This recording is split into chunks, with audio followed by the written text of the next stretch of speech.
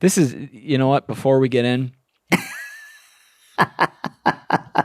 this is interesting to me. I thought about this during my lift this morning. Do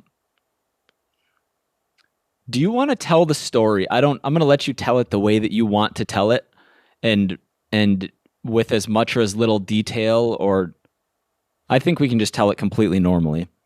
When you were in like the 2012 to 2013 time frame, and I could be off, give or take a year here or there, but I remember you thinking that you didn't want to be reliant on relationships with other people in the fitness industry for your business growth and success, but rather you wanted to break out of the circle jerk. There we go.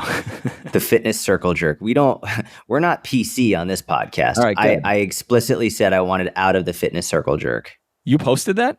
No. But I told my buddy Pat Flynn, I told him that because I hired him as my business coach. And now I said, like, he was like, what's your goal? And I said, I want to be out of the fitness circle jerk. I don't want to depend on other people. And I don't want to have my business success dependent on other people's sharing of my content or whether I'm aligning myself with their beliefs outside of fitness. It's like, I want to be completely independent of all of these other people, which I think for people who've gotten in the industry in the last 5 years, they might not fully understand it.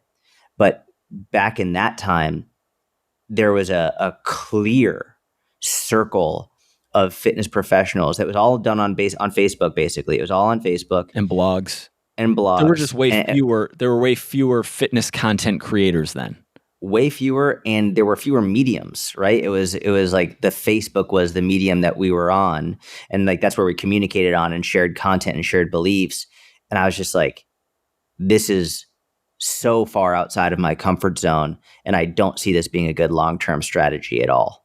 The reason I bring that up is I see, well, there's two things, right? There's what we talk about a lot, which is when you're making content, when you're writing specifically, don't write your captions, don't write your articles in order to impress your peers and use big words and fancy technology and talk about things that aren't relevant to your potential client just because you want to impress so-and-so person in the industry, but instead write in a way that's actually going to help your client or potential client, which are two different styles of content creation. There's not only that, but there's also this like, it's like a I scratch your back, you scratch mine circle jerk aspect to networking and like relationships with peers in any industry.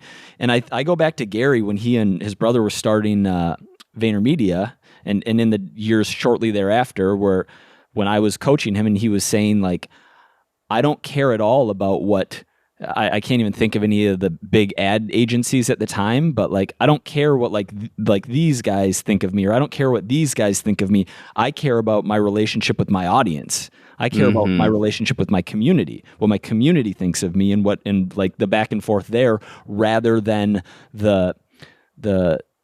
your peers. Which and the way that translates into fitness right now that I see it is people afraid to say certain things or take stances because they don't want to go against people in the same area, and like a real like for like, tit for tat, like commenting on each other, like basically not real friendships, but essentially feeling the need to agree and align yourself with people that you don't necessarily agree with on fitness or non, like you said, but even just like on basic fitness stuff, because you feel like you have to for your own success, and caring about that way more than you care about your relationship with your audience. Yeah.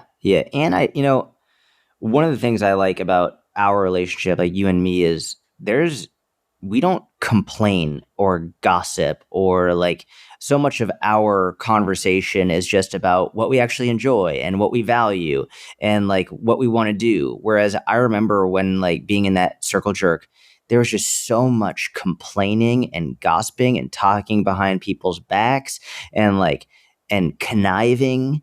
And it was a very, and I was lucky because I was very young. I was like 20, 21, 22.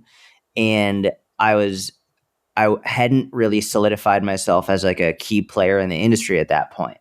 So I like I was like, first, when I was really young, I was like, I want to be in that. I want to be in that group.